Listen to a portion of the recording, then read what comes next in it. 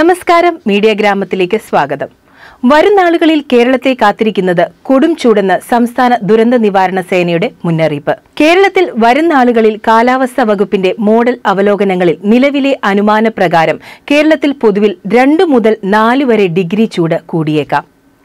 പാലക്കാട്, തൃശൂർ, മലപ്പുറം, കോഴിക്കോട് മേഖലയിൽ ഈ മാസം 5 മുതൽ ശരാശരിയിൽ നിന്ന് 8 ഡിഗ്രിയിൽ അധികം ചൂട് വർദ്ധിക്കുവാൻ സാധ്യതയുണ്ടെന്ന് നിലവിലെ അനുമാനം. സൂര്യാഘാതം ഒഴിവാക്കാനായി പൊതുജനങ്ങൾ ശ്രദ്ധ കൊടുക്കേണ്ടത് അത്യാവശ്യമാണ്.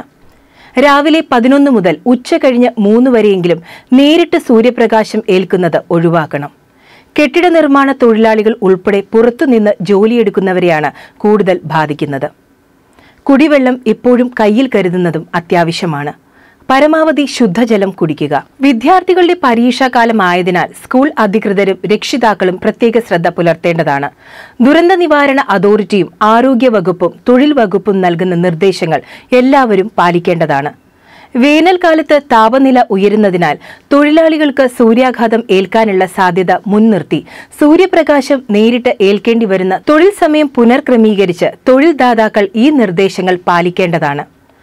നമ്മൾ ഓരോരുത്തരും AC-യിൽ ഇരുന്ന് ജോലി ചെയ്യുമ്പോൾ കഷ്ടപ്പെട്ട് വെയിലത്ത് നിന്ന് പണിയെടുത്ത് വീട് പുലർത്തുന്ന ഓരോരുത്തരും നമ്മുടെ സഹോദരങ്ങളാണെന്ന് ഓർക്കുക.